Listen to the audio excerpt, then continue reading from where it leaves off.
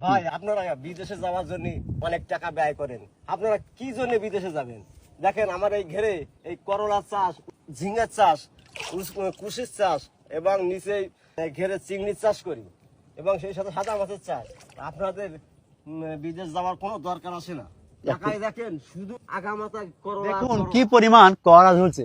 আমার জীবনে আমি এক জায়গায় এবং মাছের উপরে এত করলা দেখতে খুবই কম দেখেছি। দেখুন নিচে এখানে মাছ চাষ করা হচ্ছে আর উপরে করলা চাষ করা হচ্ছে। একই খরচে এই দুটো চাষ একসাথে করা হচ্ছে।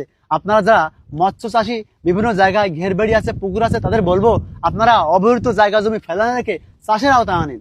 আমাদের বাংলাদেশকে এগিয়ে নিয়ে যান, বাংলাদেশকে দুর্ভিক্ষে মুক্ত করুন। এখানে কিন্তু বেশি অর্থ নিয়োগ করতে হয় না, বেশি পরিচর্যা করতে হয় না। এখানে নিচে যদি পানি থাকে আর উপরে রোদ থাকে তাহলে এখানে অন্যান্য পোকামাকড় আক্রমণও করতে পারে না। তাছাড়া আমরা বেশি বেশি করে এভাবে করলা চাষ করে নিজের ভাগ্যকে যেমন পরিবর্তন করি আর আমাদের বাংলাদেশকে আরো একদম সামনের দিকে এগিয়ে নিয়ে যাই।